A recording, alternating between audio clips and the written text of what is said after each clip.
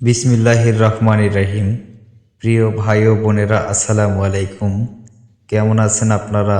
অবশ্যই আল্লাহর রহমতে আপনারা সবাই অনেক ভালো আছেন। এক আপু আমাকে অনেক দিন যাবত কমেন্ট করছে এবং ইমো নাম্বারে মেসেজ করে কথা বলছে যে গুরুজি, আমি আমার হারানো প্রেমিকাকে ফিরে কিভাবে পাবো, এরকম একটা শক্তিশালী নকশা কিংবা আমল কিংবা তদবির যদি আমাকে দিতেন তাহলে আমার অনেক উপকার হইতো। এবং ওই বোনটি আরও একটি কথা বলছে, আমি অনেক জায়গায় এবং অনেক তান্ত্রিকের কাছে অনেকভাবে প্রতারিত হয়েছি এবং অনেক টাকা পয়সা নষ্ট করছি। ইউটিউবের ভিডিও দেখে দেখে আমি আমার ভালোবাসার মানুষের উপরে বিভিন্ন প্রকারের টোটকা বশীকরণের কাজ নিজেই করছি, কিন্তু কোনো এখন পর্যন্ত ফল কিংবা রেজাল্ট পাই। কিন্তু তাকে ফেরানোর জন্য আমি অনেকভাবে চেষ্টা করছি, আমি কোনোভাবেই তাকে ফেরাইতে পারিনি। এবং আরও বলছে ওই ছেলেটি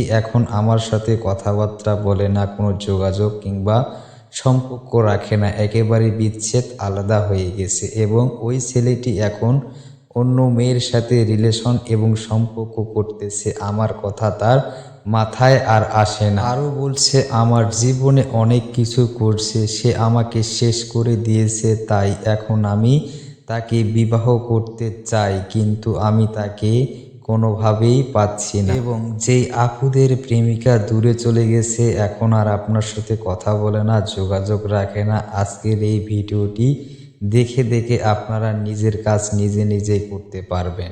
নিয়ম হচ্ছে, আপনি পাক পবিত্র হয়ে রাত 12টার পরে এই নকশাটি আপনি সুন্দরভাবে আগে লিখবেন।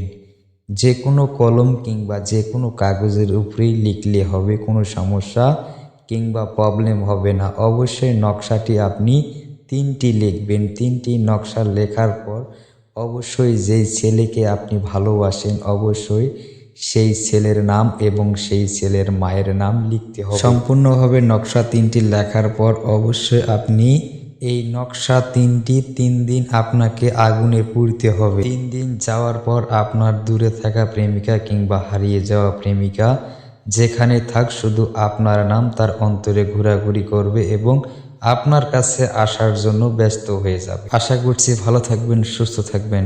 ধন্যবাদ।